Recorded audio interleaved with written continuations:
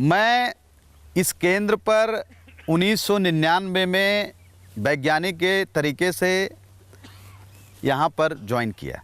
इसके बाद मैंने देखा कि हमारे इस प्लाट के पास ही एक बिल्ली का देसी छोड़ है।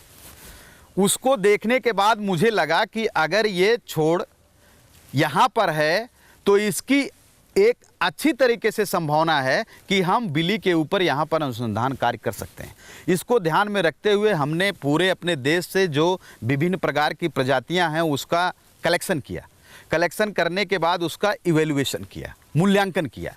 मूल्यांकन के साथ साथ जो प्रजातियां हैं, प्रजातियों के अलावा हमने जो अपने विभिन्न राज्यों से अच्छे अच्छे बेल के जनन द्रव्य हैं उसका भी संग्रहण किया। करने के बाद हमने इसका इवैल्यूएशन किया।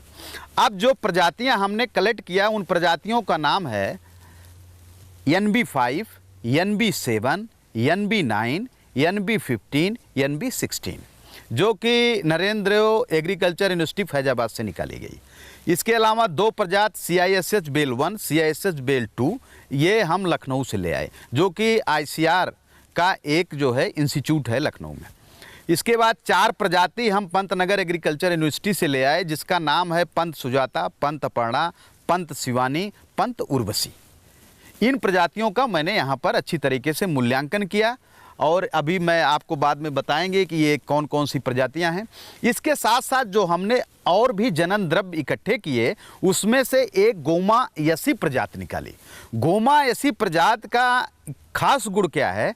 इसके पौधे छोटे होते हैं, पेड़ में कांटे नहीं होते हैं, साथ ही साथ इसका छिलका पतला होता है और इसके अंदर जो रेशा है, फल के अंदर जो रेशा है और सीड की मात्रा ओछा है, मतलब कम है।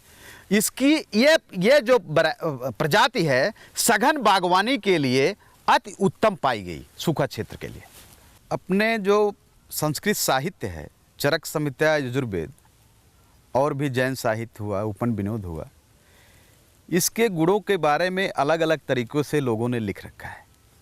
इस पौधे के एक एक भाग, चाहे वो जड़ हो, चाहे तने का छिलका हो, चाहे पत्ती हो, चाहे इसका फूल हो, चाहे फल हो, औषधि दृष्टि से अगर हम देखें तो अपने लिए ये एक तरीके का वरदान है यह फल।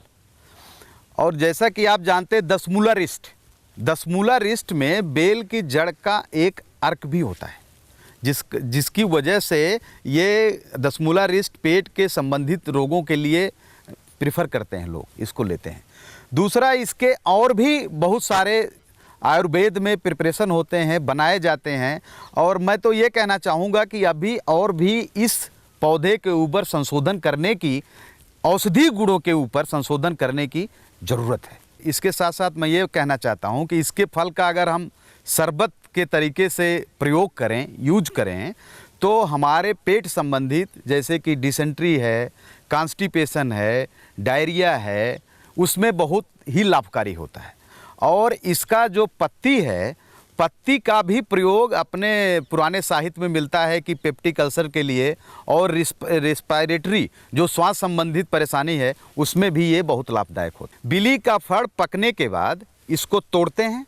तोड़ने के बाद इसके अंदर का जो मावा है उसको बाहर निकाल लेते हैं। मावा को पानी के साथ उसको हम मिक्स करते हैं।